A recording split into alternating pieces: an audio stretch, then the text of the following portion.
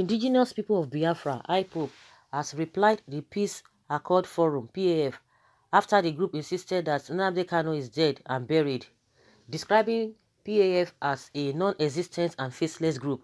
According to IPOB, the federal government is using faceless groups to attack it because its leader Nnamdi Kanu is always exposing and criticizing them. IPOB, in a statement by its media and publicity secretary, Ima Powerful, therefore told Peace Accord Forum, a group it described as non-existent, faceless, without any base and attack dog for the federal government, that it will vanish like the lady blogger Kemi Oluloyo that propagated the lies that its leader Nnamdi Kanu is dead, describing the alleged federal government's action as defeatist move. IPOB expressed gladness that its activities are unsettling Nigerian government, making it jittery and panicking. Our leader Nnamdi Kanu's sustained expository messages on Radio Biafra and other media platforms have been sending jitters into the spine of the government. IPOB statement read, "We, the indigenous people of Biafra, IPOB, led by Nnamdi Kanu, have noticed with interest the Nigerian government's use of faceless and non-existent group called Peace Accord Forum to defend itself against pure redemption messages of our leader, resorting to hiring faceless and amorphous groups to defend incontrovertible expositions by our leader Nnamdi Kanu is nothing but an undeniable sign of total defeat. We are now glad to know that the cabal running Nigeria is more than ever jittery and irreversible panic mode over our leaders' sustained expository messages on Radio Biafra and other media platforms about its misrule. They have confirmed their morbid fear about the truth our leaders is revealing. Hence, their resort to recruiting faceless group as their attack dogs. The charade called press release by the so-called Peace Accord Forum, published in a national paper on May 7th, 2020, was a pure scripted. The purported body of northern and southern organizations, as claimed in the publication, is nothing but a creation of the deflated organization, as there is nothing like such group anywhere in Nigeria. For the discerning minds, the report has no writer, as it is the tradition in authentic newspaper reports everywhere in the world, if they are real.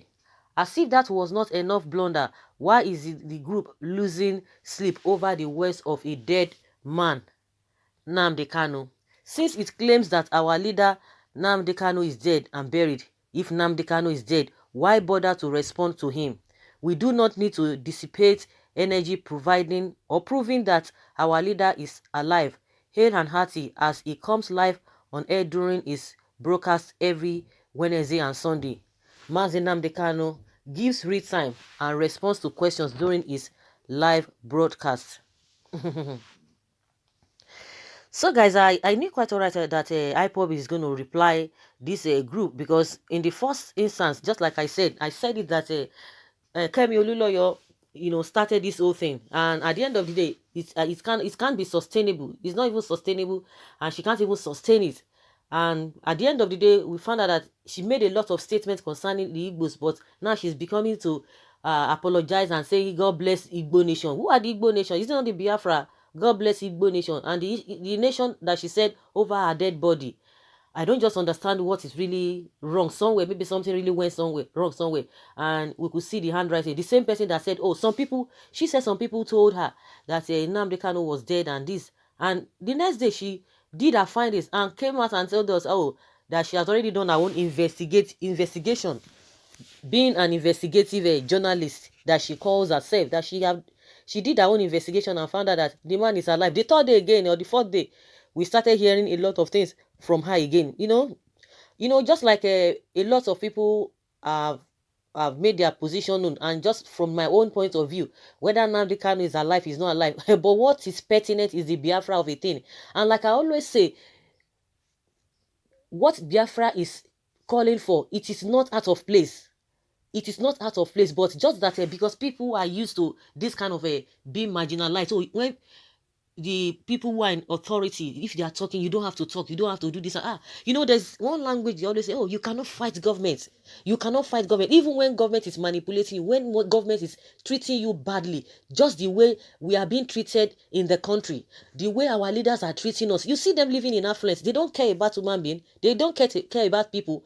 They care about themselves and their colleagues, those who are in their cartel. Those are the people they care for. So you cannot have that kind of a country and you expect people to be happy. So because people already have this notion that yes, you cannot fight government, nobody fights government and goes scot-free, because we are not united. And that is what they always do, just to try to divide us. Try to divide us.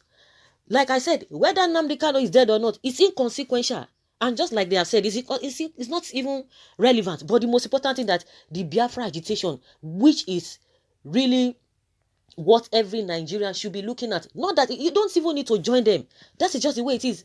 You don't need to join them. If you are if I'm from the north, if you are from if you are Arewa, if you are from what do they call them? We call them the south, or you are from the southwest, or you are from the middle belt.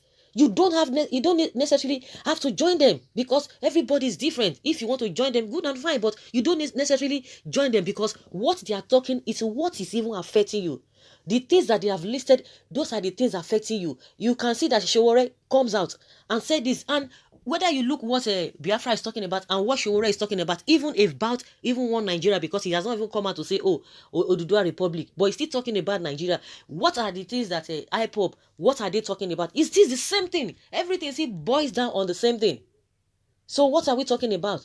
So after Kemi has done what she had to do, these people just came up and say, oh, they are going to do this bumper to bumper. Let's just see whether they're going to sustain it. Because Kemi could not sustain it for more than 2 weeks. If it's even up to 2 weeks, more than 1 week, she couldn't even sustain the whole thing, because she's singing a different song.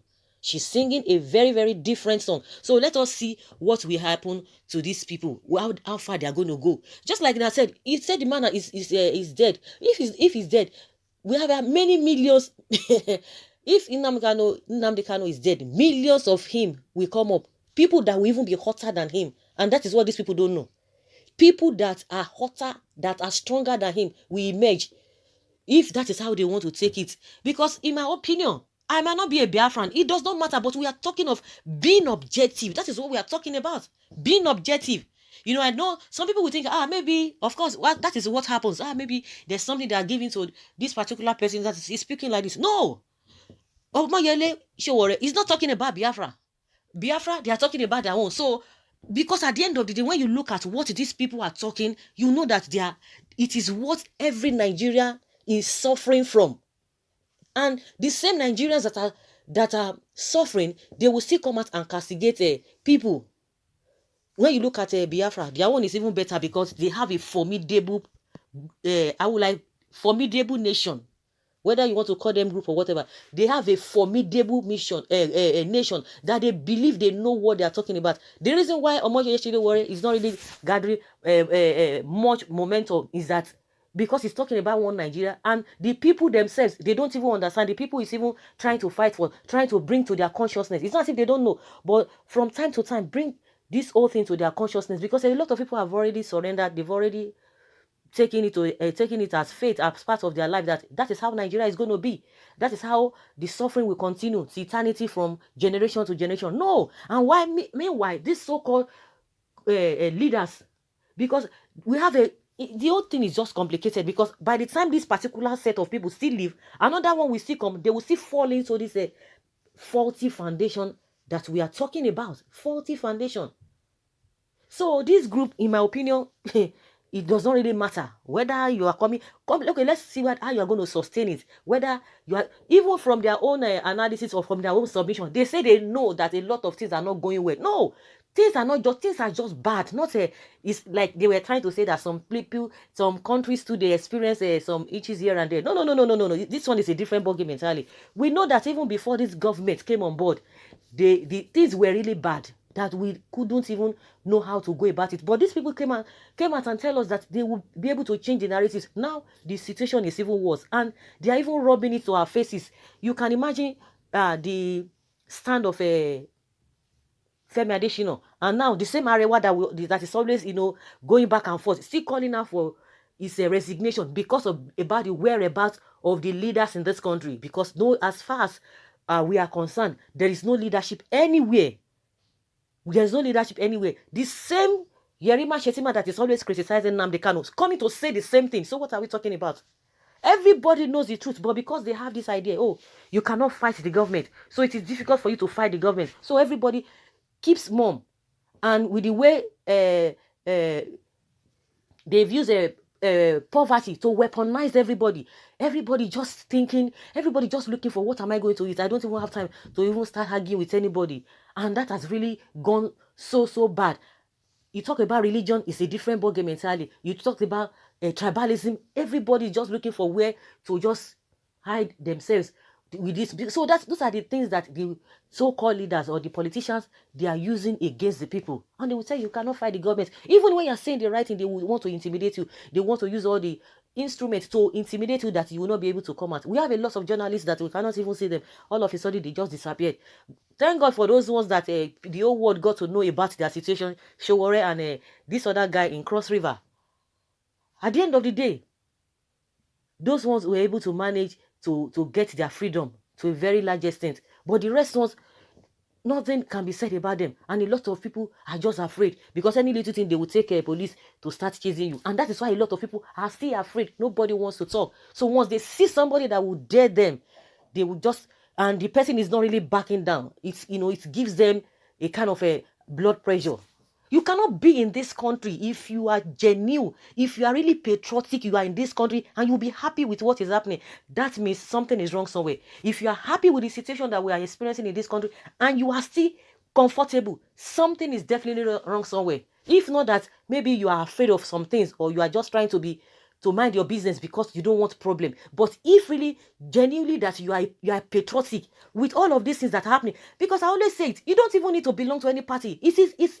It's inconsequential and it's of no use because they are the same.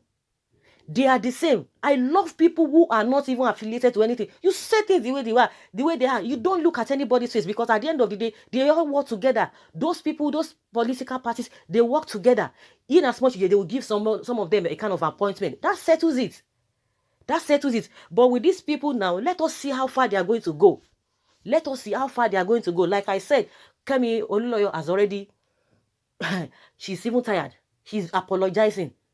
She's now changing her language. So that is just the way I see this whole thing. You don't need to be a Biafran before you know what is happening. You know, everybody knows what is happening. But some people, they just believe that, no, I don't want to belong to that group that they will start chasing me up and down. Let me just be on the side of the government or whatever. That is what some people are just trying to do. So guys, let us hear your opinion. Leave your comments below in the comment section and let's have your take.